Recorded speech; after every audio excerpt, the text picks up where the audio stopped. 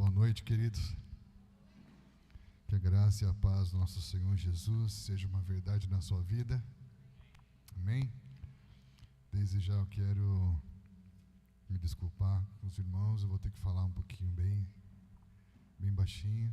Estou me recuperando de uma cirurgia no nariz e retirada de amígdalas, então aqui está meio em fase de recuperação.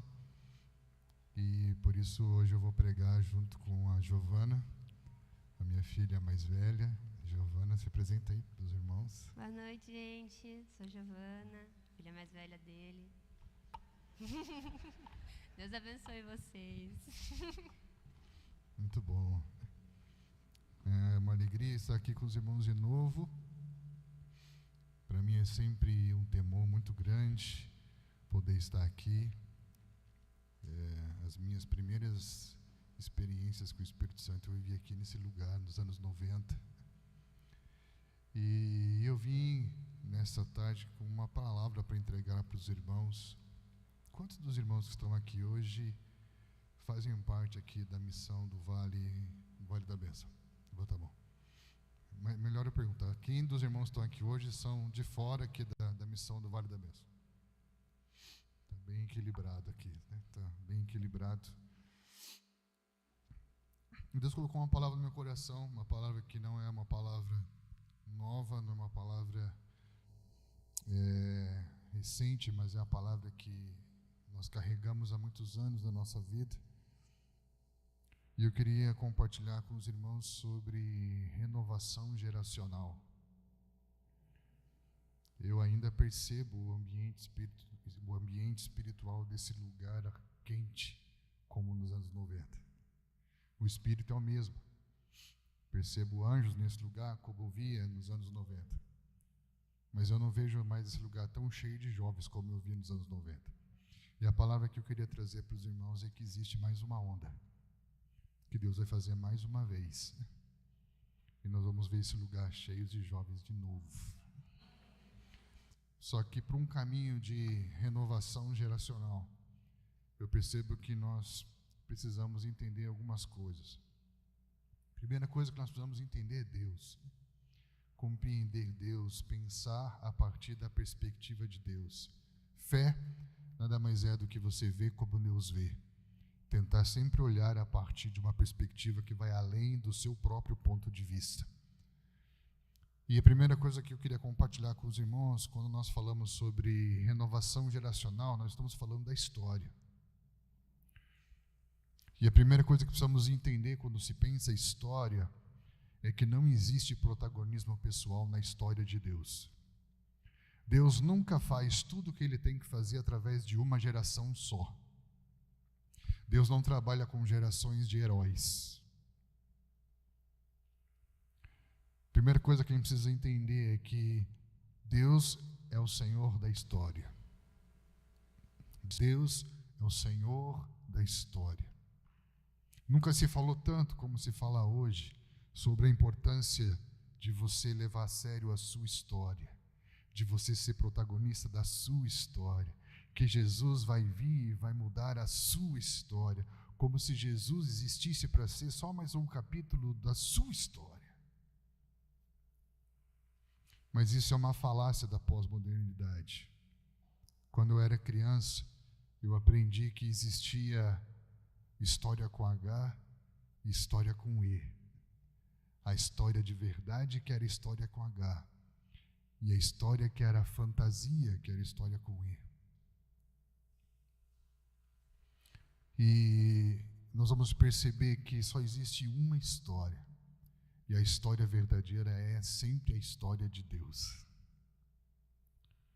Quando você vai ler Apocalipse a partir do drama da queda, do capítulo 3, onde se relata a queda, até o capítulo 12, quando Deus levanta um homem chamado Abraão, desse período aí de alguns capítulos, você vai ver a tentativa do homem em tentar ser protagonista da sua história. Eu tenho a impressão que às vezes Deus vai dando corda ao homem para ver até onde o homem acredita que pode chegar. Até que Deus visita a cidade dos homens com o dilúvio. e começa a escrever a sua história de novo a partir de Abraão. Deus é o Senhor da história. Certa vez ele encontra com uma mulher samaritana num poço que tinha muita história. O poço de Siquém, o poço de Jacó, o poço dos nossos pais, o poço que tinha muita história, um poço que falava por si só. E ele se coloca ao lado da história, ao lado do poço que tem uma história, e começa a ministrar uma mulher que estava sendo vítima da sua própria história. E ele fala: se você soubesse com o que você está falando, você me pediria água e eu te daria de beber e você nunca mais teria sede. E então, como uma boa protagonista da sua própria história, ela diz: então me dá dessa água, porque eu não preciso mais vir aqui buscar e a minha vida vai melhorar, a minha vida vai ser boa. E aí então Jesus entrou na minha história e deixou minha vida melhor. Isso faz muito sentido na pós-modernidade, no tipo de evangelho que se prega hoje. Mas Jesus não se impressionou com a lógica dela, porque a lógica dela estava errada. E ele diz: você não entendeu, eu não vim para melhorar a sua história, eu vim para salvar você da sua história. Me conta a sua história, me conta a sua história. Não precisa contar, eu sei. Você já teve 5 maridos, o que você não sabe se é seu, e eu sou o 7º, do lado do poço de Jacó. Eu não vim para melhorar a sua história. Eu vim salvar você da sua história. Trazer você de volta para a minha história. Uau, Deus é o Senhor da história. O primeiro ponto que eu queria compartilhar com os irmãos é que Deus é o Senhor da história. É tudo sobre Ele. É tudo sobre Ele. Estamos juntos? Muitas das coisas que você vive na sua vida e você tem a impressão que tem a ver com você, não tem a ver com você. Deus falou para Eva: Eva, de ti vai nascer um descendente que vai pisar na cabeça da serpente. E então nasceu os seus filhos. Quando ela olha para os seus filhos, talvez ela estivesse pensando: quem será que vai pisar? Estão entendendo? Porque quando você pensa que você tem uma história, você acha que as coisas que você vive têm a ver com você. Mas quando Deus fala com você, você entende que as coisas que você vive têm a ver com a história de Deus. Na verdade, quando ele estava falando com ela, estava falando sobre Abel, porque Abel foi o primeiro homem inocente a derramar sangue na história. Mas na verdade, Abel não estava falando sobre ele mesmo, estava falando sobre algo muito maior do que ele, sobre Jesus, porque Deus é o Senhor da história. Está entendendo? Quando aquela mulher samaritana entendeu que não era sobre ela, que era sobre Jesus, ela deixou o seu cântaro, deixou o seu balde e foi buscar uma cidade para Jesus. E até hoje, essa mulher é conhecida como a mulher por meio de quem Jesus trouxe de volta Samaria para o seu reino. Não é lindo isso? Quando ela entrou para a história de Jesus, ao invés de Jesus entrar para a história dela, o que ela fez marcou a história. É lembrado na história de Deus. Deus é o Senhor da história. Primeira coisa que eu queria te encorajar: a abrir mão de tentar viver sua história. A desistir de pensar o seu próprio protagonismo, de você acordar dessa ilusão de achar que o mundo gira em torno do seu próprio umbigo. Quando você parar de viver em função do seu próprio mundo, o mundo vai ficar pequeno para você. Porque Deus vai colocar você na história dele. Você já parou para pensar que os descendentes de Caim não têm os seus dias contados na Bíblia, mas os descendentes de Sete têm? Por quê? Você já parou para pensar que pode ser que um dia você chegue no final da sua vida e nenhum dos seus dias tenha tido nenhum valor e significado dentro da história de Deus? Porque Deus só conta na sua história os dias que são vividos dentro da história dele. Homens que vivem a sua própria história não têm os seus dias contados na história de Deus, querido. Isso é sério. O protagonismo pessoal é o caminho da insignificância. É o caminho da vergonha. É o caminho da morte. Por isso eu quero, em nome de Jesus, te dizer que Deus é o Senhor da história. Feche os seus olhos e diga: Senhor, eu abro mão de viver a minha própria história. Diga para ele: obrigado, Deus, porque Jesus se fez homem, veio até nós, morreu na cruz para nos salvar da ideia de ter uma história. Se acordo todos os dias, não vivo mais eu, mas Cristo vive em mim, para viver uma história da qual não eu sou o protagonista, mas da qual Cristo Jesus é glorificado.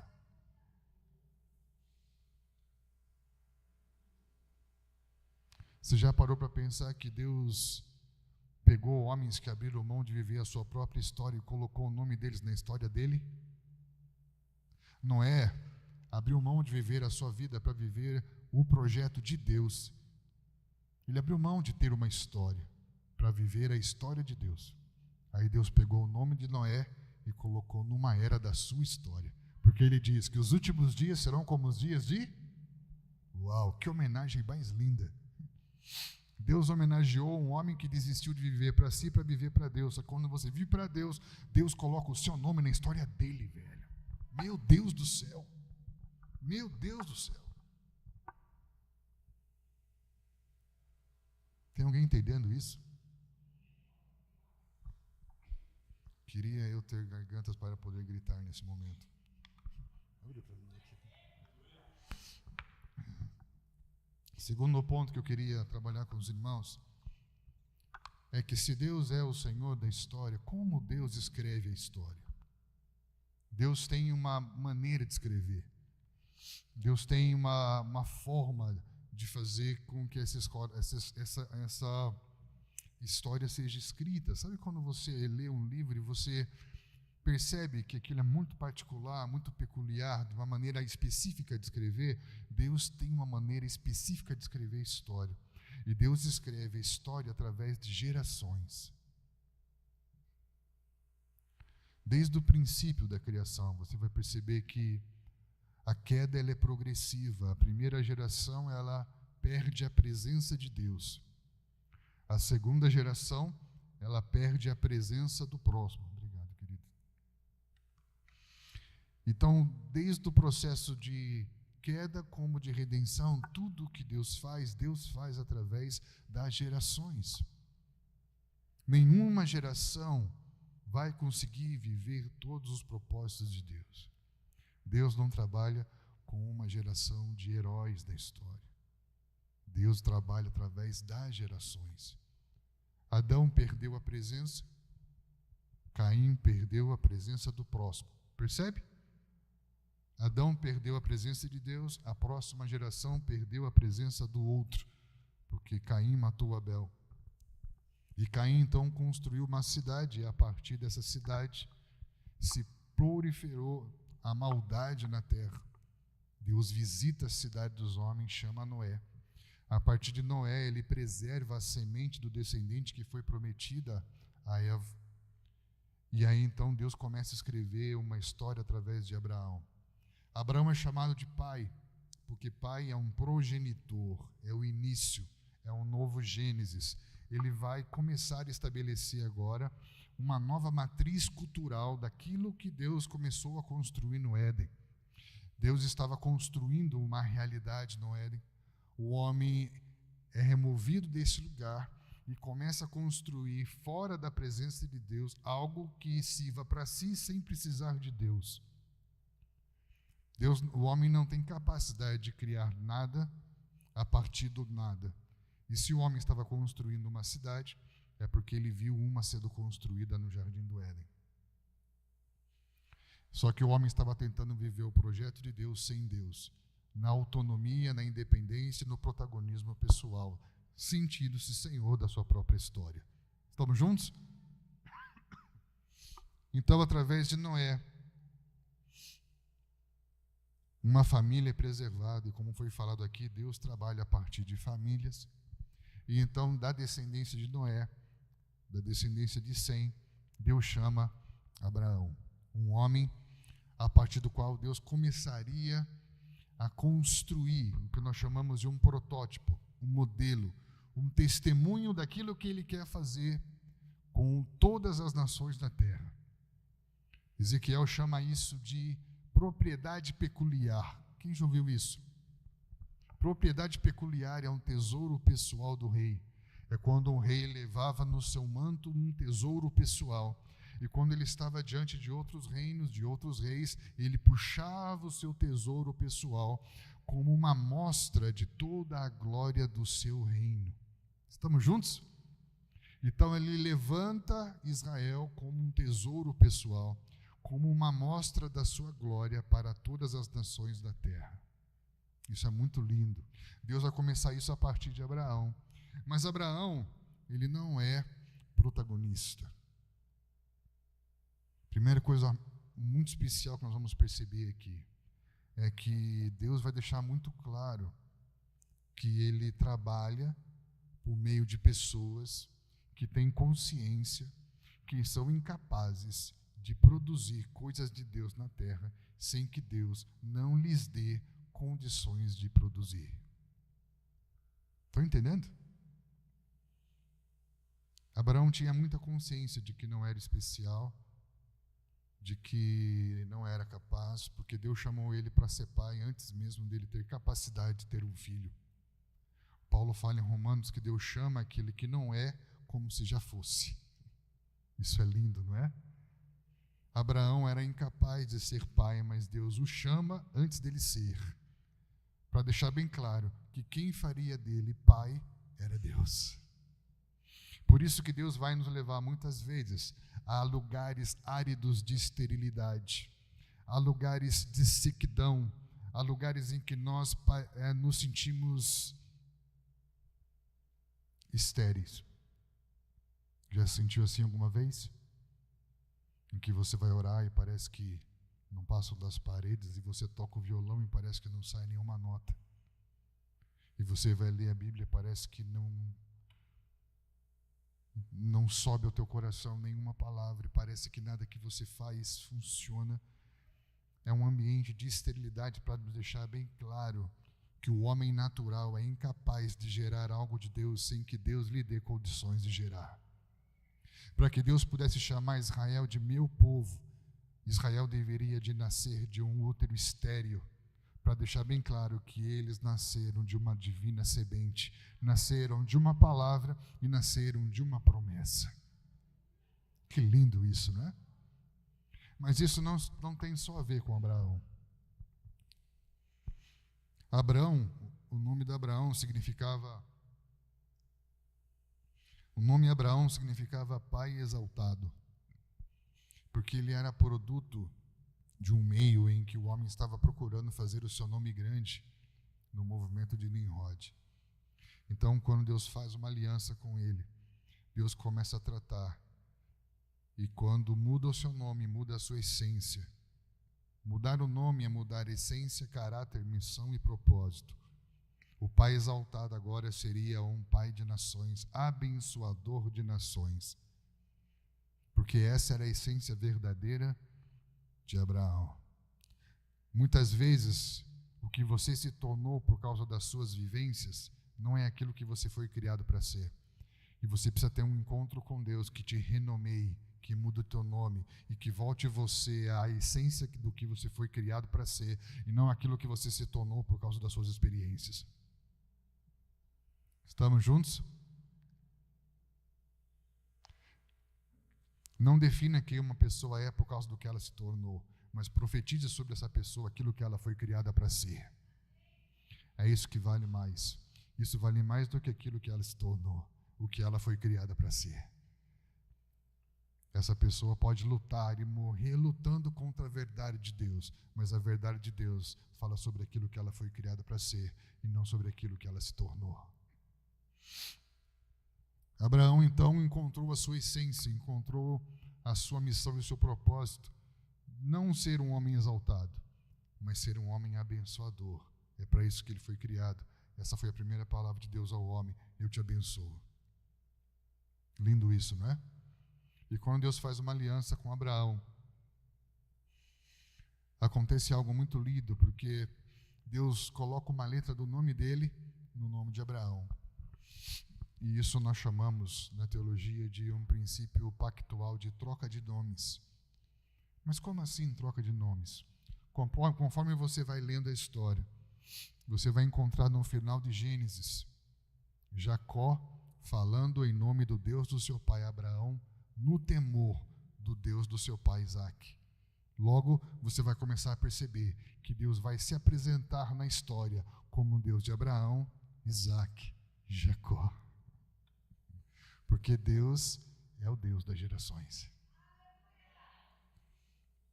Deus é o Deus que escreve a sua história através das gerações. Que lindo isso! Deus é o Senhor da história. E Deus escreve a sua história de geração em geração. Não tem uma melhor que a outra. Não tem uma mais poderosa do que a outra. Tem uma servindo a outra. Porque se você lê a história só até Noé, ela não é completa. Porque a aliança que Deus faz com Noé é de preservar uma semente. Mas preservar para quê? Não faz sentido se a história parar em você. Mas quando ele chega em Abraão, a aliança que ele faz é a aliança da promessa de que nasceria um filho da semente chamado Isaque. Percebe? Tudo que Noé fez foi preparar um cenário para que Deus continuasse o que tinha que ser feito através da próxima geração. Foi assim com Abraão, foi assim com Isaque, foi assim com Jacó. E no finalzinho do livro de Gênesis, onde que está aqui? No finalzinho do livro de Gênesis, no capítulo 50, as últimas palavras de José. Eu acho lindo isso. Deixa eu achar aqui. Tenta achar aí. Aqui, achei. Gênesis 50, 24. Eu vou ler esse texto para você.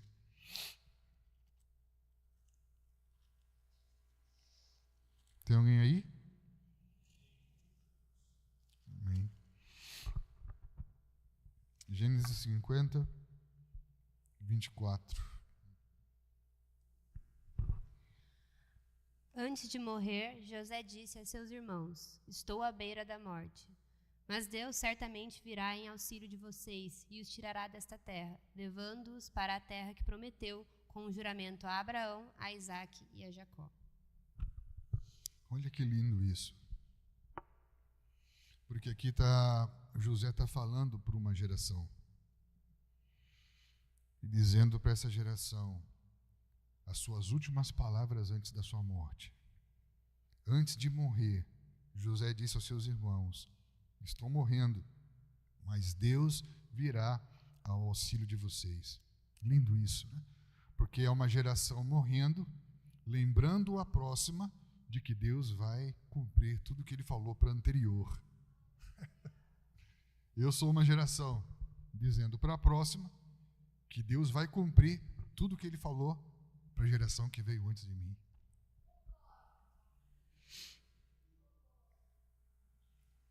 A gente sofre tanto da síndrome de Neymar, né? A síndrome da estrela que resolve tudo no jogo, que a gente nem sabe o que Deus falou para a geração passada.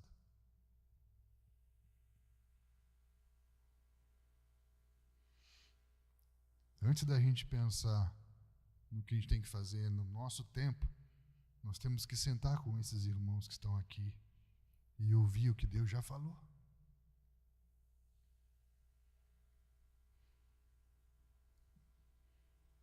Tem alguém aí? E aí ele diz, olha só, leve os meus ossos com vocês para a terra que Deus prometeu com um juramento a Abraão, Isaque e Jacó. Deus da história.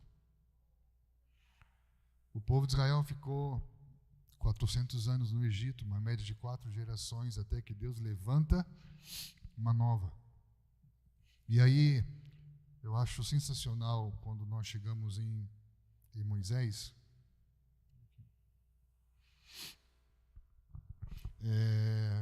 Porque às vezes eu tenho a impressão que a gente é muito pesado com Moisés e a geração de Moisés, né? Eu mesmo já fiz muito isso, né? Quantos aqui já pegaram pesado com Moisés e a geração de Moisés por eles não terem entrado na terra prometida? Quem já fez isso já? Mas sabe, quando você olha para o quadro geral, quando você entende um mínimo de teologia bíblica, que é olhar para um princípio a partir da história e não a partir do contexto isolado, você vai perceber que Deus tem um padrão. E dentro de um padrão de Deus, Ele nunca faz tudo através de uma geração só. A geração de Noé teve fé para entrar numa arca. A geração de Abraão teve que ter fé para sair de uma terra. Nem sempre a geração que é chamada para entrar é aquela que vai ter que sair, nem aquela que vai ter que sair é aquela que tem que entrar, porque cada um vai fazer aquilo que cumpre o seu papel dentro da história de Deus, que é escrita de forma geracional. Abraão, ele conseguiu tirar uma geração do Egito para ir para o deserto. A gente fala tão mal da geração de Moisés que não entrou na terra prometida, mas muitas vezes nós não temos fé para sair do nosso Egito, como eles tiveram. Chupa essa manga.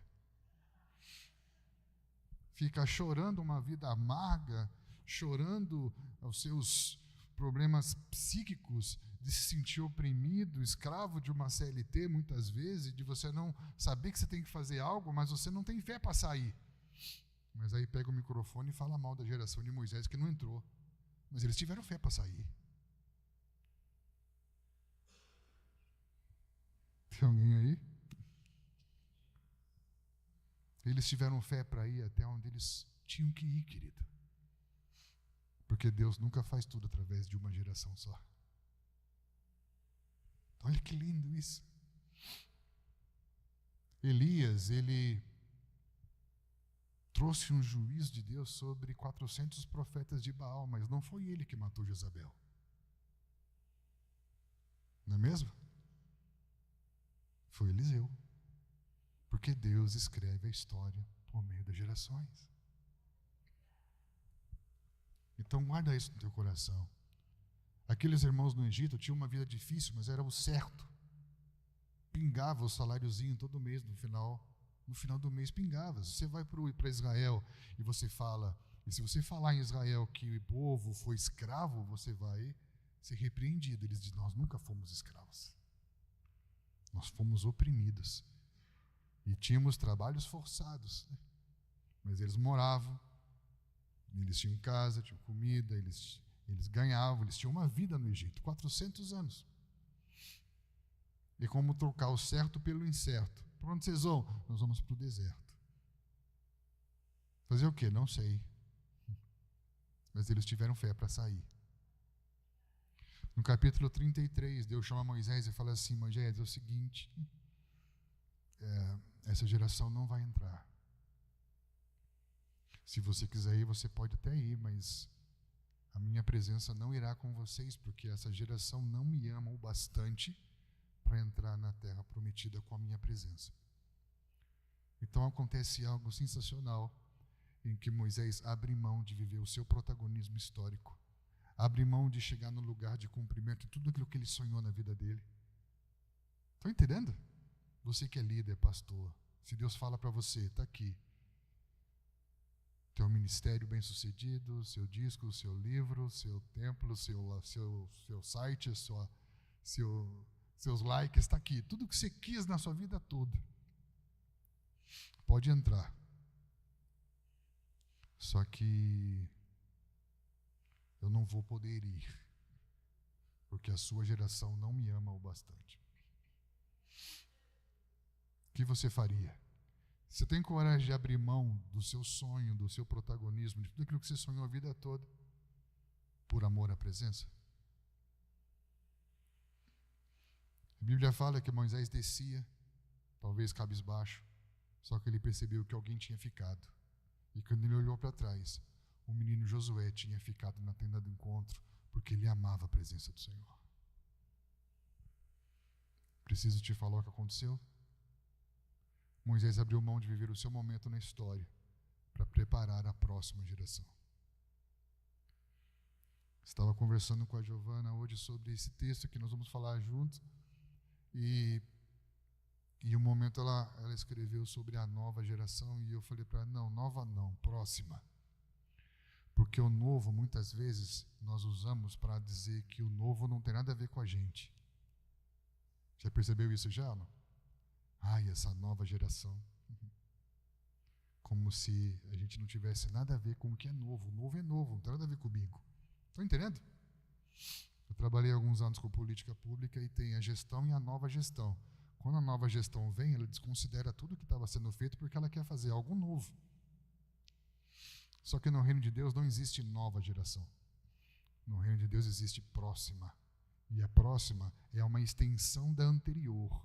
Se algo está errado com a próxima, a culpa é da anterior, querido.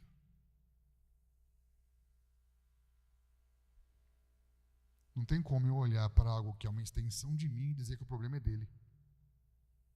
É muito mais fácil. Muito mais fácil culpar uma próxima geração pelo que ela não faz do que assumir não ter sido feito o que era para fazer. Preparar a próxima geração. Entendeu? É muito mais fácil culpar a próxima por ela não fazer o que tem que fazer do que assumir a responsabilidade por não ter feito o que era para ter sido feito, preparando essa geração para poder ser o que foi criada para ser em Deus. Então Moisés preparou a próxima geração. E eu fico emocionado quando eu leio Josué e eu vejo a próxima geração entrando na terra prometida carregando a arca nos seus ombros, amando a presença do Senhor. Aleluia. Nesse momento da história você vai perceber uma transição, porque agora eles estavam na terra prometida por Deus, mas eles ainda eram um povo tribal, dividido por clãs, por famílias, e eles começaram agora a ser orientados por juízes. Foram 15 juízes e 7 apostasias. Por quê? Porque o povo estava ainda agora se adaptando à ideia de ser um povo de Deus. Então, antes de entrar a monarquia de Deus levantando um rei para reinar sobre o seu povo, para que eles pudessem ser o reino sacerdotal de Deus na terra, eles tiveram que passar por um processo de se familiarizarem com a ideia de serem liderados, governados por Deus. Estamos juntos? E aí nós chegamos num momento histórico que é o momento de Samuel. Samuel é o último juiz. E Samuel é o primeiro profeta. Repita comigo, o último juiz e o primeiro profeta. É claro que Moisés também teve o seu valor profético, mas Samuel ele é considerado oficialmente como o primeiro profeta, ao ponto de nenhuma das suas palavras Deus permitir cair por terra. Isso é muito forte. Ele nasceu de uma mulher estéril chamada Ana. Olha aí. Você entende a importância de um acontecimento na história quando a pessoa dessa história nasce de um contexto de esterilidade. Samuel ele é uma virada na história e ele é um sinal para os dias que nós estamos vivendo hoje. Nós vamos entender isso daqui a pouco. Samuel ele nasce de Ana, que era estéril, num contexto de apostasia religiosa. E ele aprende a desenvolver o sacerdócio, mesmo não sendo levita, sendo da tribo de Efraim. E ele é levantado como uma voz profética para apontar aquele que se assentaria sobre o trono de Israel. Deus já havia falado a Abraão, a geração passada, que levantaria os seus reis. Mas o povo não teve paciência de esperar o rei levantado por Deus. E então escolheu Saul. Não vou perder tempo falando sobre Saul, porque a história de Deus falou sobre Davi. Estamos juntos? Deus achou Davi. Os homens acharam Saul. Não espere que homens achados por homens façam coisas de Deus. Apenas homens achados por Deus podem fazer coisas de Deus. Deus achou Davi. Não importa quanto tempo demore, não importa quão escondido você esteja, Deus vai te encontrar. E Deus levantou o homem para assentar sobre o trono de Israel, Davi. E quem ungiu esse homem foi Samuel. Só que agora começa o nosso drama, Por quê? Porque a missão de Samuel era encontrar aquele que Deus já tinha achado. Deus já tinha achado Davi. Agora fala para Samuel: Samuel, você tem que encontrar aquele que eu já achei. Pode ir. Tá? A dica está na casa de Jessé. Pergunta: Samuel soube por si só quem era o novo rei de Israel? Não? Sim ou não? Por quê? É aqui que está o nosso ponto. É aqui que é a trava que precisa ser desbloqueada espiritualmente nessa noite, para que a gente possa entrar num novo ciclo de tempo geracional nesse lugar e no Brasil. Ele estava procurando o novo, mas na sua cabeça ele tinha a imagem do que era velho. Eu vou deixar você pensando nisso um pouquinho.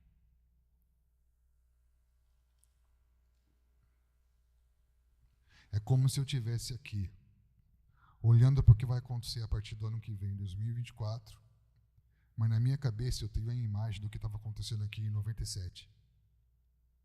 Entendeu? Eu nunca vou achar o que está em 2024 procurando a partir do critério da imagem, do formato, do que aconteceu aqui em 97. Então ele estava indo procurar Davi, mas na cabeça dele ele tinha a foto de Saul. Por isso que ele estava quase ungindo o filho mais velho de Jessé. Por quê? Porque ele era bonito, forte, formoso. Se a gente de fato está aberto para que Deus faça algo novo no nosso meio, a gente tem que entender que isso não vai se encaixar em nada do que a gente já viveu até hoje. Eu vivi um avivamento muito forte logo depois das experiências que eu vivi aqui nos anos 90. Eu fui enviado para trabalhar em outro estado. E desse estado eu servi muito do estado de Minas Gerais. E eu vivi muitas coisas lindas em Minas Gerais. Eu vi um avivamento que aconteceu em Minas Gerais, né? E eu vi ele indo embora também.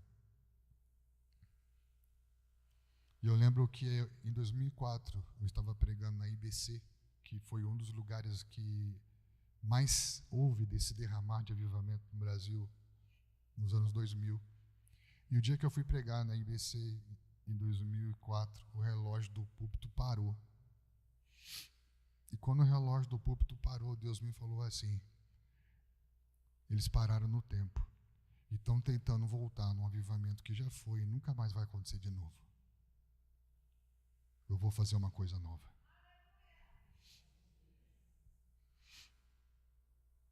Como acontece em muitos lugares, eu nunca mais fui chamado para voltar. Mas então em paz com a minha consciência de que falei o que entendi que tinha que ser dito. Porque muitas vezes nós gastamos muito tempo, energia e vida tentando reviver coisas que não vão acontecer mais, querido. Eu chamo isso de um idealismo saudosista. Ah, na minha época.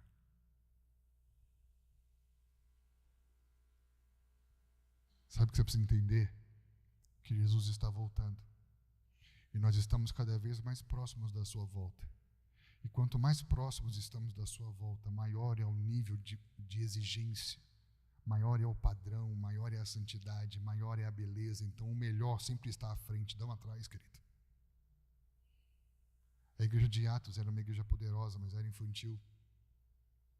Nós precisamos entender que o nível de revelação que a igreja tem hoje era para estar muito à frente. Nós estamos fazendo coisas maiores. Por quê? Porque estamos acrescentando às coisas que já foram feitas.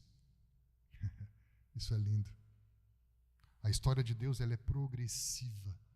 E a igreja que estamos caminhando para alcançar é a igreja gloriosa, chamada Igreja dos Vencedores. Não venha me falar que a igreja do passado era melhor, querido, porque nós estamos avançando para o futuro.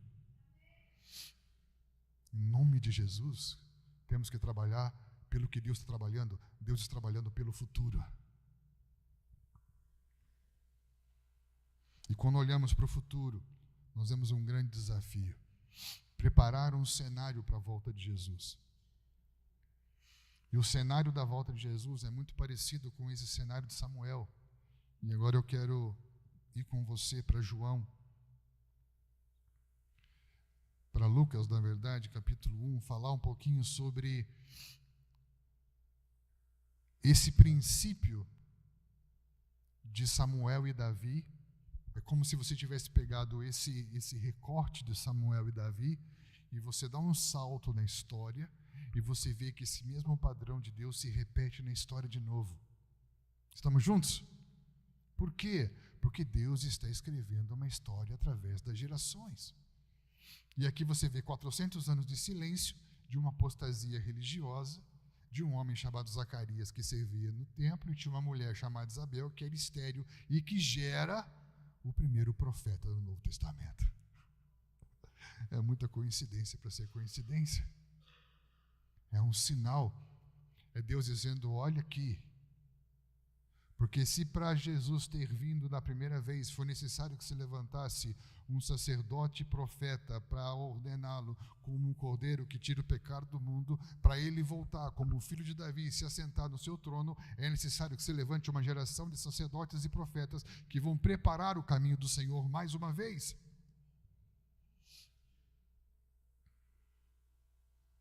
E aí, quando eu olho para esse cenário, o que me chama a atenção é Zacarias e João Batista. Porque para que esse cenário seja constituído como um cenário messiânico, para uma manifestação messiânica, o anjo do Senhor, como Eli já vem anunciando desde de tarde, uma intensificação de manifestações angelicais e proclamações angelicais no nosso meio. O anjo do Senhor disse a Zacarias sobre o seu filho.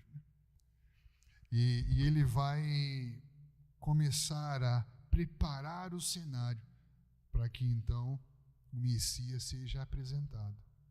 E para que esse cenário seja devidamente preparado, Deus vai ter que tratar com Zacarias e Deus vai ter que tratar com João Batista. Estão entendendo? O que eu quero dizer é para que nós estejamos prontos para uma nova ou para uma próxima geração, ou para um próximo ciclo, para uma próxima onda de avivamento, preparando o caminho do Senhor, anunciando a sua volta, nós vamos ter que entender como preparar um cenário profético. Como entender o Deus que trabalha nas gerações, trabalhando nas gerações, para que essas gerações sirvam à história. A história de Deus. E aí Deus vai falar com Zacarias. Algumas lições que eu acredito que são importantes nesse cenário aqui de Zacarias, que era um homem que estava ministrando no templo, conforme o de costume, tinha um serviço sacerdotal, mas não tinha mais presença. Lembra dos dias de Eli? Muito parecido, 400 anos de silêncio. Deus não falava mais, como nos dias de Eli. Então Zacarias está ministrando como incensário e o anjo do Senhor fala, eu vi vocês são uma família justa, que cumpre os mandamentos, que teme ao Senhor. Eu estou respondendo a oração de vocês e vocês vão ter um filho. Esse filho tem a ver com eles ou tem a ver com a história de Deus? Então Deus vai ter que tratar com ele, assim como tratou com Ana, assim como tratou com todos os pais da história, assim como tratou com Abraão, quando teve que levar o seu filho para ser ofertado. Deus vai sempre deixar bem claro que a próxima geração tem que ser preparada para a história de Deus e não para fazer aquilo que você não conseguiu fazer na sua história. Estão entendendo? Porque às vezes tem pais que não conseguiram ser bem-sucedidos na sua história e projetam a sua história na história do seu filho. Isso é errado. A única coisa que é totalmente hereditária no reino de Deus é o sacerdócio. Entende? Porque é por linhagem. Se eu estou em Cristo, que é o meu sumo sacerdote, e ela, ao estar em Cristo, também é sacerdote. Mas ela pode ser uma profetisa e eu não. Entende? Deus vai levantar conforme a demanda da história que ele está escrevendo. E algumas coisas que eu queria dizer para os Zacarias que estão aqui. Os Zacarias são os irmãos mais velhos, como eu. Mas primeira lição: aprenda que somos incapazes de gerar algo de Deus por nossos próprios méritos, porque somos naturalmente estéreis. Então a história fala sobre isso. A geração do meu pai, que está ali, é a geração dos baby boomers, é a geração da Segunda Guerra Mundial. É a geração que carrega um estigma de vergonha, porque a Segunda Guerra Mundial é uma mancha na história da humanidade. E aí vem a geração X, que é a minha. Qual que é o perfil da geração X? É a geração certinha. A geração que tem que estudar, que tem que fazer faculdade, que tem que trabalhar numa multinacional, que tem que... Estão entendendo? É a geração que tem no seu inconsciente coletivo o desafio de colocar ordem nas coisas. E depois vem a geração X, Y, milênios, que são as gerações que começam a questionar por que as coisas são assim, do jeito que são. E a geração X fica toda dolorida porque não, estava uma bagunça nos baby boomers, anos 70, Segunda Guerra Mundial, paz e amor, anarquia, estava uma bagunça. Então nós viemos e colocamos as coisas em ordem. A vida tem que ser assim. Estão entendendo? E por mais que a gente carregue um estigma geracional de ter que colocar as coisas todas certinhas, de arrumar a casa, de colocar os padrões, de colocar os objetivos, as metas, por mais que a gente se esforce, nós somos incapazes de trazer avivamento por nós mesmos.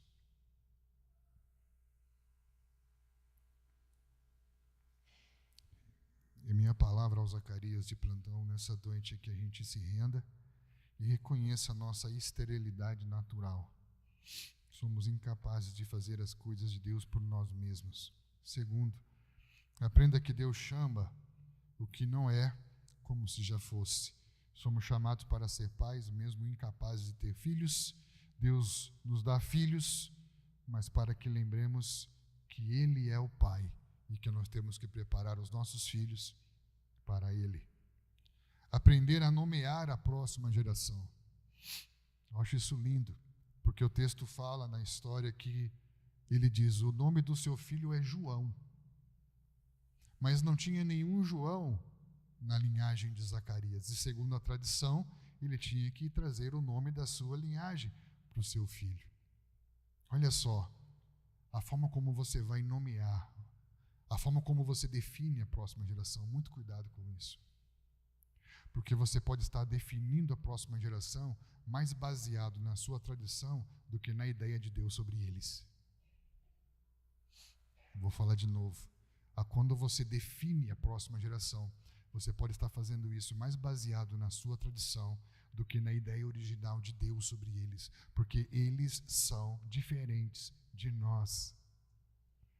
Eles comem gafanhotos. Eles se vestem de pele de animais. Eles são veganos.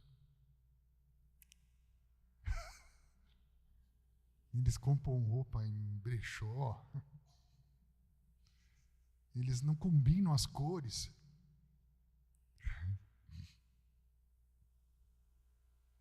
Eles são estranhos. E como que eu vou nomear isso? Percebe a crise? E aí eles não servem para nós. Por quê? Porque eles não se encaixam no nosso quadrado. E aí é a próxima lição. Zacarias estava ministrando num quadrado, parecido com esse aqui. A vida toda, ministrando a Deus num quadrado. Só que quando Deus chama João Batista, o cenário da mensagem de João Batista é o deserto.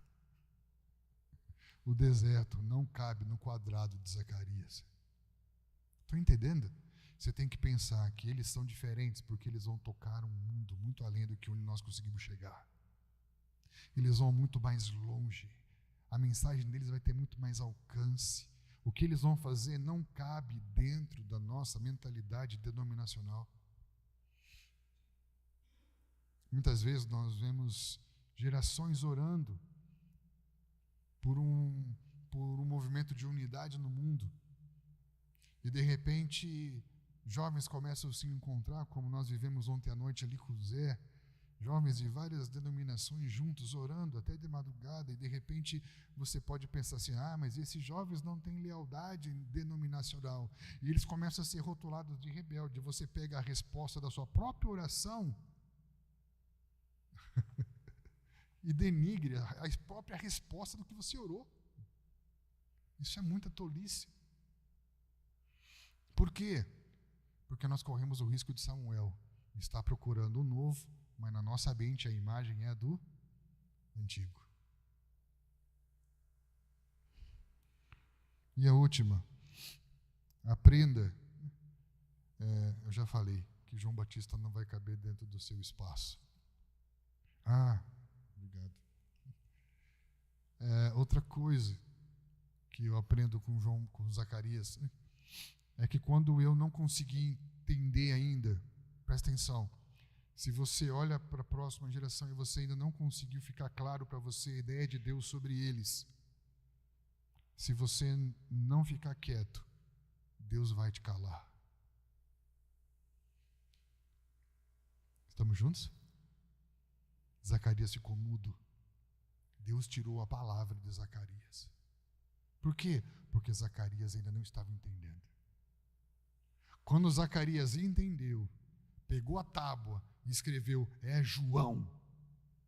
Eu aceito, é João. Eu aceito a ideia de Deus. Eu aceito o projeto de Deus para a próxima geração. E eu vou servir a próxima geração. Porque se eu amo a volta de Jesus e não estou servindo a próxima geração, eu não amo a volta de Jesus. Eu amo a mim mesmo. Eu amo a minha ideia. Eu amo o meu modelo. Eu amo a minha religião. Se eu amo a volta de Jesus, eu estou preparando a próxima geração. E preparar a próxima geração é se calar para ouvir, entender e entrar em harmonia com o que Deus está falando.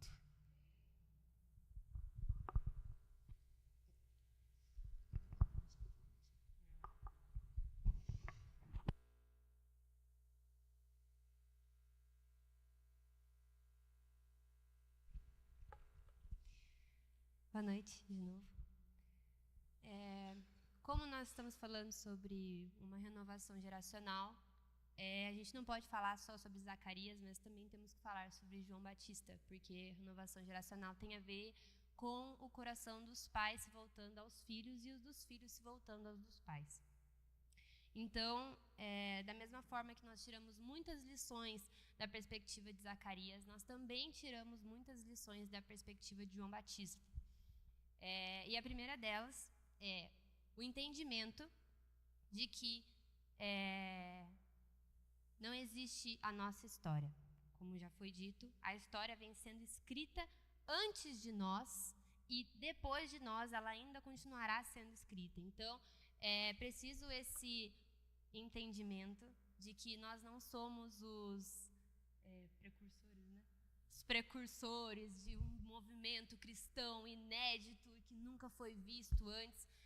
Essa é uma grande questão a essa geração, a Z principalmente, ouve muito sobre nós sermos o centro, sobre nós sermos os protagonistas, é tudo sobre quem você é e sobre a sua personalidade e sobre o seu impacto no mundo e sobre os seus sonhos.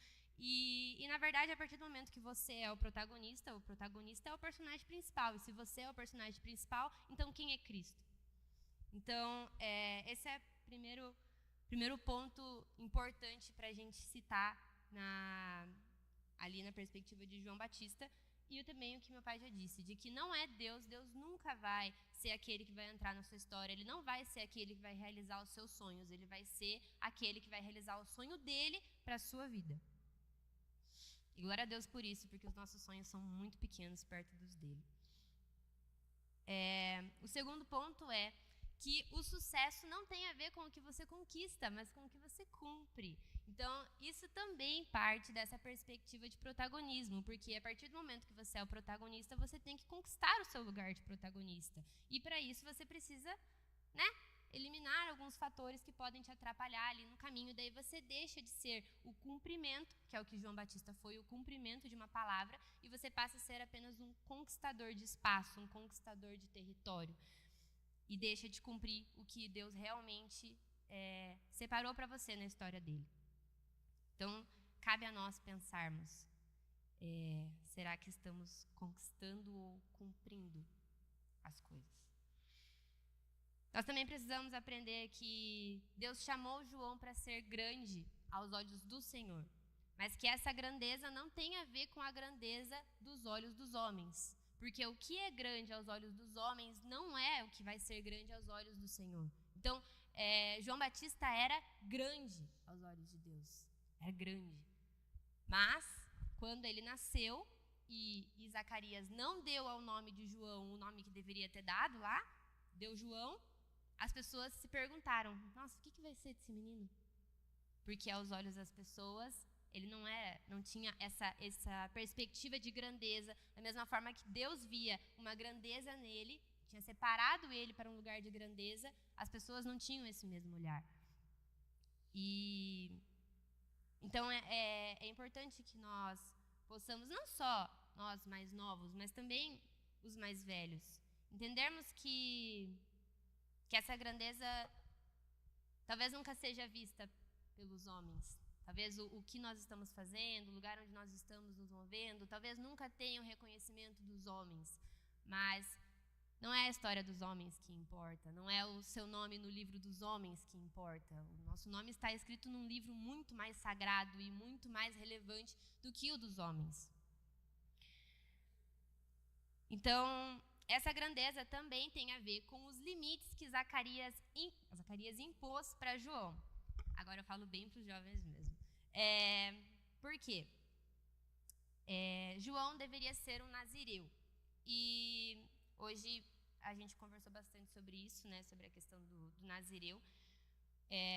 Diz assim, né? Em Lucas 1, versículo 15. O anjo diz para Zacarias: porque ele será grande à vista do Senhor, e ele não beberá vinho, nem bebida forte, e ele será cheio do Espírito Santo, já desde o ventre da sua mãe.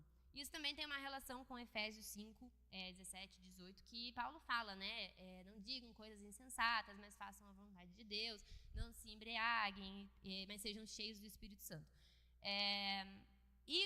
A questão do nazireu não tem a ver com uma pessoa que né? O nazireu é aquele que faz um voto temporário, né?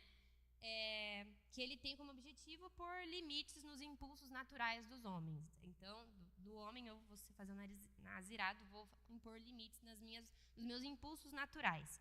E isso não quer dizer, uma pessoa que tem um chamado para ser um nazireu, não quer dizer que ela é uma pessoa melhor do que outra, mas tem a ver com ser um problema em potencial. Por exemplo, uma pessoa que faz um nazirado, então não é uma pessoa especial, mas na verdade é um problema em potencial. Por exemplo, Sansão, ele era um nazireu e ele era muito forte, ele foi abençoado, né, com uma força muito grande, e ele precisava ser um nazireu para colocar limites nos seus impulsos naturais, porque se ele não tivesse esses limites, ele poderia se tornar um problema. Então, quando Deus pede para um pai, para que o seu filho seja um nazireu, ele está dizendo que o seu filho pode viver algo grande, mas ele também pode ser um grande problema. Então, se Deus pede para uma geração ser nazireu, ele está dizendo que a gente pode fazer coisas grandiosamente boas, mas também grandiosamente ruins. Então, não tem a ver com ser melhor ou pior, mas tem a ver com pertencer a Deus. Só complementando isso, esse ponto é importante porque a minha geração ela foi muito afetada por um livro chamado Voto de Nazireu. E muitos que leram esses livros começaram a entrar em votos de consagração a Deus, né? Começaram a entrar no que eu chamo de altivez espiritual. E começaram a se sentir melhores do que os outros por serem nazireus, por não cortarem o cabelo, por não tomarem vinho, ou por terem ali os seus ritos consagratórios, né? E isso gerou um espírito muito ruim no mundo. E a maioria dessas pessoas que se chamaram espirituais por serem nazireus caíram da mesma forma que o próprio autor do livro caiu, por não suportar o peso do próprio voto que colocou. Estão entendendo? Então, o que você precisa entender? Quando Deus pede um voto de nazireu, não é porque você é melhor do que o outro, mas é que se você não tiver limites, você vai ser muito pior.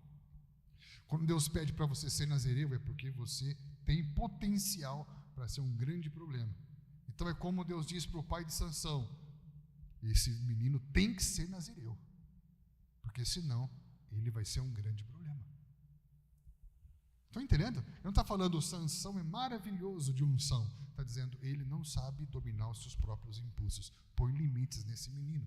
Eu ouvi essa palavra quando a Giovana era pequenininha. Coloca limites nessa menina. Porque ela é uma profeta. Ela é muito forte, tem muito impulso, e muitos dos problemas que ela viveu foi porque eu faltei com os limites que deveriam ter sido colocados. Estão entendendo? Então eu ajudo ela a ter que lidar com esses problemas para que ela possa retomar o seu lugar na história e não tenha o mesmo fim nem de Sansão nem de João Batista. Porque ambos tiveram mortes estúpidas. Estão entendendo? Porque eram impulsivos. Nazireu é gente impulsiva, gente que precisa de limite o tempo todo. Então, uma mensagem aos João Batistas: vocês são uma geração de voto nazireu, amém, mas não é porque vocês são melhores, é porque vocês precisam de mais limites.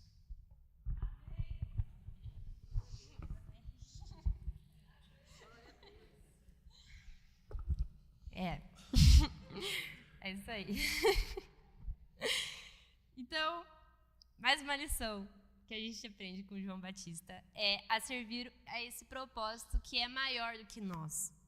João Batista, ele abriu mão desse reconhecimento e ao invés de ele reivindicar por um título ou por uma posição, ele entendeu que a voz dele, ele era uma voz que estava clamando. Então, esse é o entendimento que nós precisamos ter, de que às vezes nós não vamos estar nos grandes altares, nos grandes lugares, falando para multidões, mas nós somos uma voz. Nós somos aqueles que estarão clamando pela vinda do reino, nós somos aqueles que estaremos clamando pela salvação dos perdidos, pela libertação dos cativos, pela cura dos enfermos. Nós somos uma voz.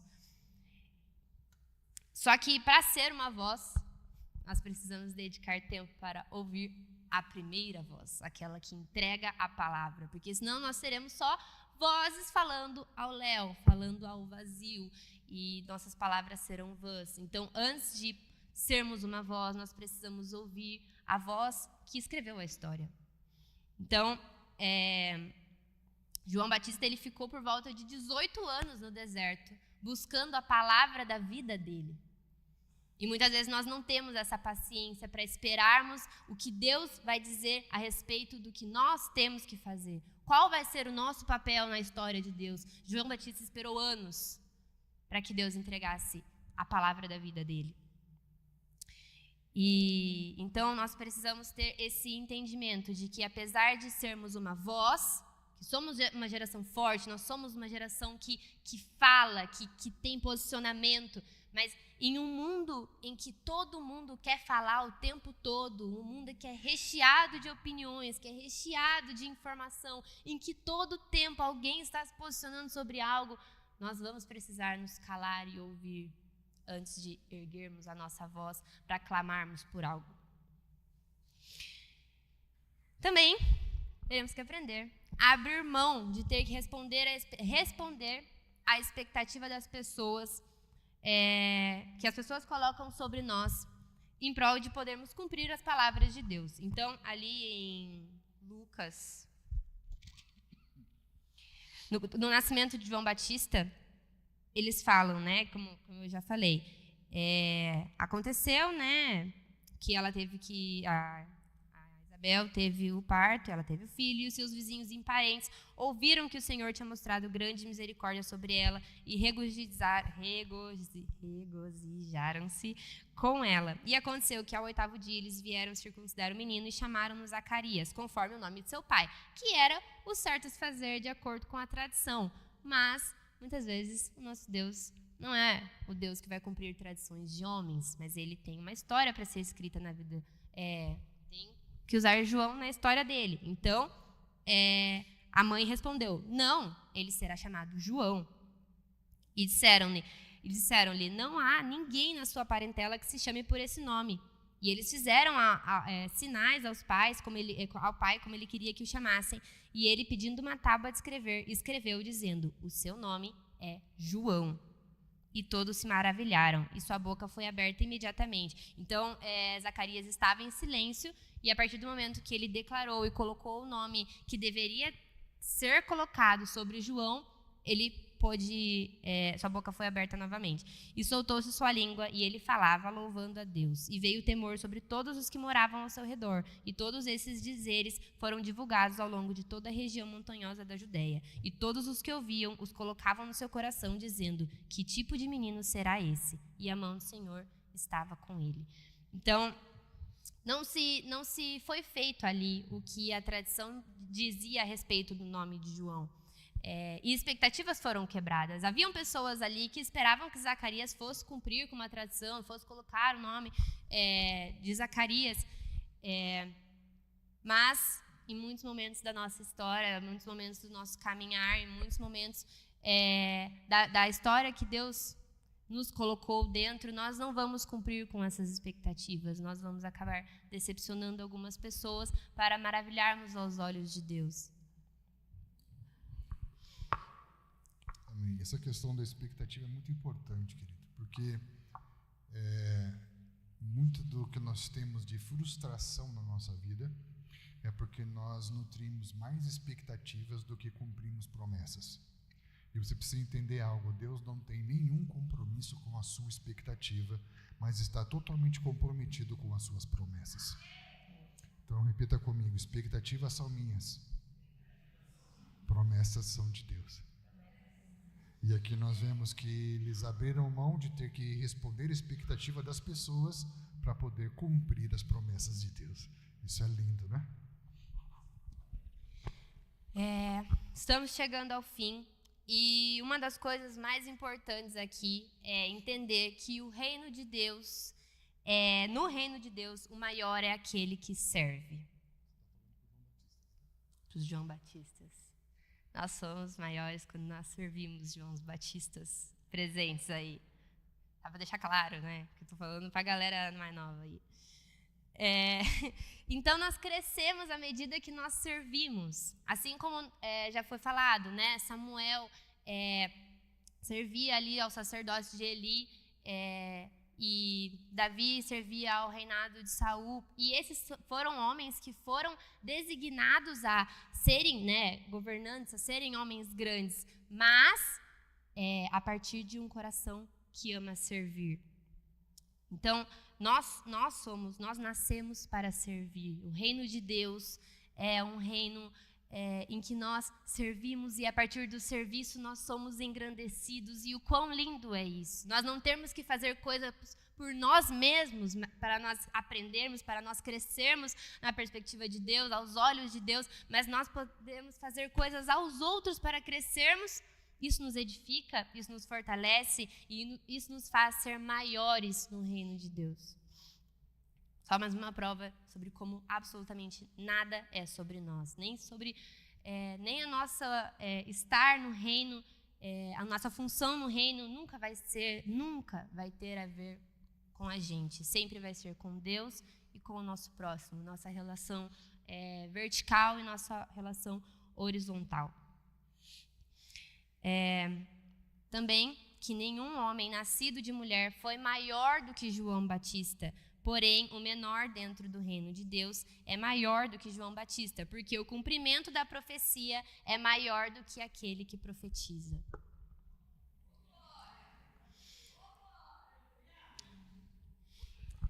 Por fim, o grande segredo da autoridade de João, ele era um homem que carregava muita autoridade, mas o grande segredo dessa autoridade era a sua submissão. Então, ele aplica todo o potencial dele na missão de Deus. E quando grandes homens submissos a Deus se encontram, acontece o cumprimento de palavras, que foi o que aconteceu quando João e Jesus se encontraram no Jordão. ocorreu o cumprimento de uma palavra e a terra tremeu e o Espírito desceu e foi o encontro da Trindade, que foi aquela coisa linda do batismo de Jesus. Então, a submissão é o grande segredo da autoridade. Todos esses passos, todos esses aprendizados que nós tiramos de João Batista tem a ver com tirar o nosso eu do centro, matar mais uma vez o nosso eu, para que nós possamos ser preenchidos por quem Deus quer que nós sejamos. E quando o ministério de Cristo começou, o ministério de João acabou. E a partir do momento que ele tentou fazer algo além do que lhe foi designado para fazer, ele perdeu a cabeça dele. Então, tanto os Zacarias quanto os João Batistas aqui essa noite, nós temos um papel na história, mas nós precisamos ter a submissão para ouvir a ordem do Senhor, para ler as palavras que foram ditas a nosso respeito e conseguirmos reconhecer: aqui é onde eu paro, a partir daqui, a próxima geração vai continuar o que foi andado até aqui. Então, existe uma grande dificuldade em nós, mais novos, de nos submetermos aos ensinamentos do que os Zacarias, do que os mais velhos têm para nos passar, para que nós possamos, então, na nossa vez, prepararmos os próximos. Isso é algo que precisa ser quebrado, para que realmente haja essa renovação geracional. Da mesma forma que os Zacarias também precisam reconhecer os João Batistas, porque isso é renovação geracional. Não é apenas os mais velhos se voltando aos mais novos, mas nós, mais novos, nos voltando aos mais velhos. E ocorrendo essa harmonia, esse amor entre os santos que vão constituir a igreja e que vão apressar a vinda de Cristo. Então... Amém, queridos? Antes de chamar a Olívia, eu queria chamar a Olívia, que ela vai nos conduzir no momento de intercessão aqui. Olívia é minha outra filha, mas filha do meio. Eu não sei se essa palavra faz sentido para você, mas a mensagem de João Batista, ela fala do que nós chamamos de uma conexão tridimensional. Repita comigo: conexão tridimensional. O que quer dizer isso? O que nós estamos falando aqui não é que Zacarias tem que lavar roupa suja com João Batista. Entende? Não é que você tem que sentar e discutir relação com seu filho. Não é que a gente tem que sentar e discutir relação com os mais jovens. Né? Mas é que a mensagem de João Batista, ela fala das coisas irem se reencontrando em 3 dimensões. E a primeira coisa que ele fala é que o coração dos homens se voltariam a Deus. A primeira coisa que nós vamos orar aqui é para que todos os nossos corações se voltem a Deus. Ele é o Senhor da história. Amém, querido? Para que Ele assuma o seu lugar, não só de Salvador, mas de Senhor da história. Ele salvou você da sua história para que você entre na história da qual Ele é Senhor. Ele salvou você da sua história para que você entre na história da qual Ele é Senhor. Segundo, Ele fala que o coração dos pais se voltam aos filhos e dos filhos se voltam aos pais. A ordem não é assim por acaso, porque quem tem discernimento de que as coisas precisam ser preparadas para o futuro são os mais velhos. E parece que muitas vezes aqueles que são mais velhos se comportam de forma mais infantil do que os mais novos. Então nós temos que voltar o nosso coração para eles.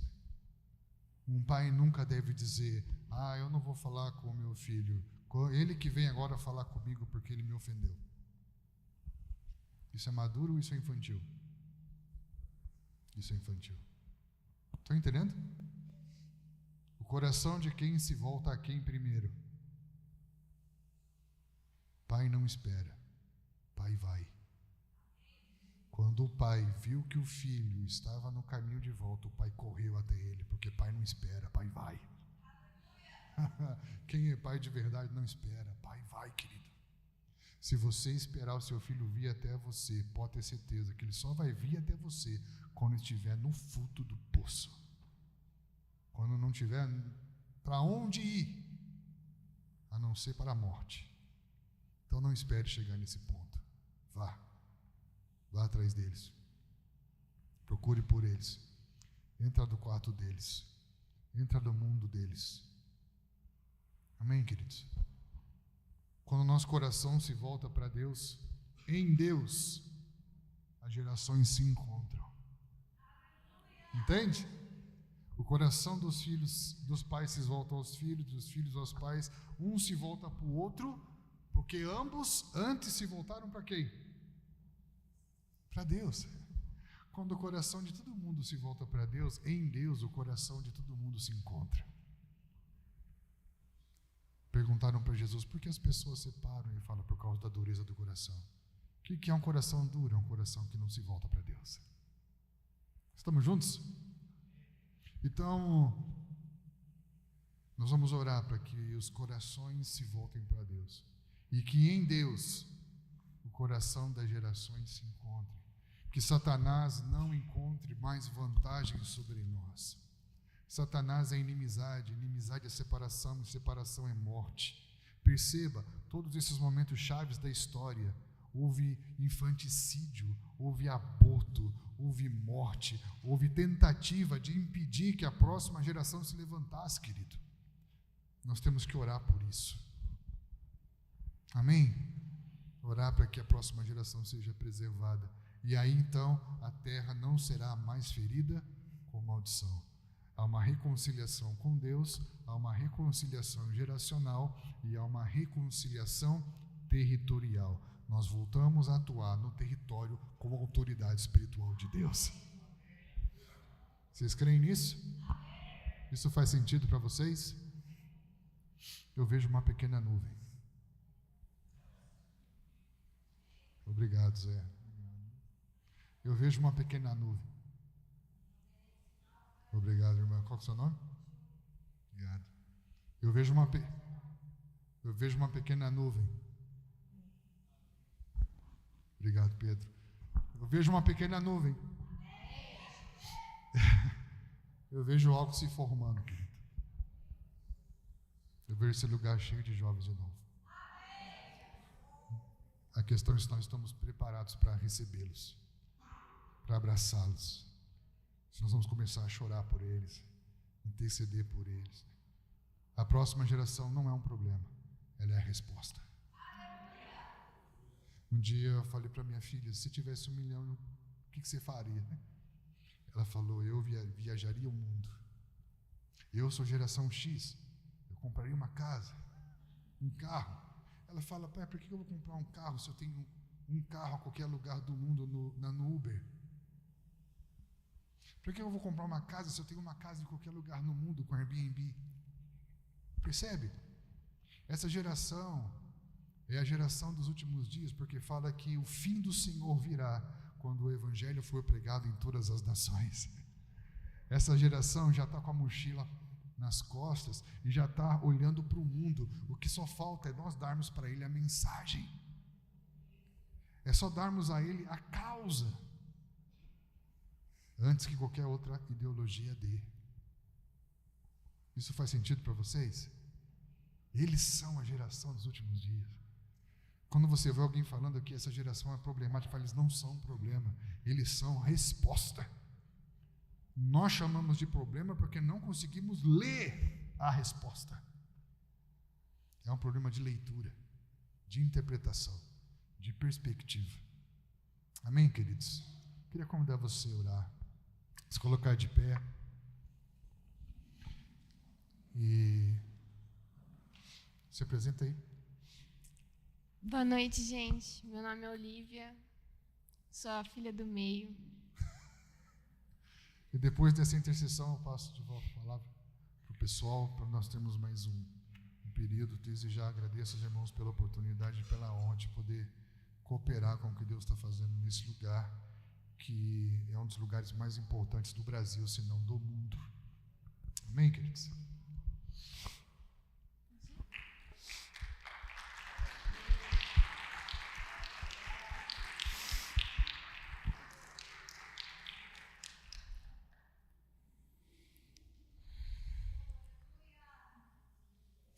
Senhor, te damos graça nessa noite, Pai, e louvamos o Teu nome pela Tua gloriosa e soberana história, Deus, que nos resgata da nossa própria história, Senhor, que nos resgata quando estamos frustrados e fadigados por fazermos muita força com o nosso próprio braço para tentarmos viver uma própria história, Senhor. Eu oro, Pai, nessa noite, Pai, e intercedemos por harmonia geracional, Senhor. Intercedemos para que os corações que estão aqui nessa noite, Pai, e as famílias e gerações representadas aqui nessa noite, Pai, se voltem a Ti, Senhor. Eu oro por isso, Deus. Nós clamamos, Pai, pelos mais velhos, Deus. Clamamos para que eles sejam renovados espiritualmente, Senhor. E sejam aqueles, Pai, que sentem com os mais jovens, Pai, que sentem com a próxima geração e falem sobre o que Deus tem falado e a promessa do que Ele ainda fará, Senhor. Que eles transmitam a Tua palavra, Pai, com genuidade, Senhor. Eu oro por isso, Deus, eu oro para que os jovens sejam aqueles que sigam, Pai. Sigam essa palavra, Deus, com um coração submisso, Deus, com um coração devoto a Ti, Pai, acima de qualquer outra coisa, Deus. Eu oro por isso, Pai, eu oro, Pai, para que os jovens sejam aqueles que, em nome de Jesus, Pai, proclamem o Teu Evangelho em todas as nações, Jesus. Eu oro por isso, Pai. Nós estamos aqui, Pai, cercados de cartazes, Pai, que representam alguns povos não alcançados, Deus. Pessoas esquecidas pelas gerações que tentaram viver a própria história, Senhor. E eu oro, Deus, para que nesta harmonia geracional, Pai, no derramar, Pai, dos nossos corações diante de Ti, Senhor, jovens sejam capacitados, Deus, para pregar o Teu Evangelho, Deus, e restaurar o que foi quebrado, Pai, pelo nosso egoísmo, Deus. Eu oro por isso em nome de Jesus, Pai. Eu clamo, Senhor, para que nessa noite, Deus, seja liberada a cura sobre as famílias, Pai. Cura, Pai, de todas as dores e ressentimentos que de forma cíclica tem adoecido gerações, Pai. Eu oro, Pai, para que nessa noite famílias sejam libertas, Deus, e reconciliadas pelo Teu sangue, Jesus, pois o preço já foi pago, Deus. Eu oro por isso, Senhor, e eu Te convido neste momento para interceder e levantar um clamor de arrependimento pelo tempo em que nós tentamos viver uma história falha, Pai, uma história individual que diz sobre o nosso protagonismo. Te convido a orar em arrependimento por isto e clamar para uma reconciliação geracional. Em nome de Jesus, Pai, eu oro por isso, Deus, pois na Tua palavra diz que os nossos dias estão escritos em Teu livro. E eu clamo para que a partir de hoje, a partir desta noite, Pai, todos os nossos dias sejam contados como a Tua história sendo feita, Deus. Em nome de Jesus, possamos levantar este clamor neste momento. Que os mais velhos possam derramar bênçãos espirituais sobre os mais jovens. E que seja liberado o perdão, seja liberada a cura, Pai, de todo ressentimento, de tudo aquilo que tem adoecido, Pai, famílias e relações, Deus. E que a Tua história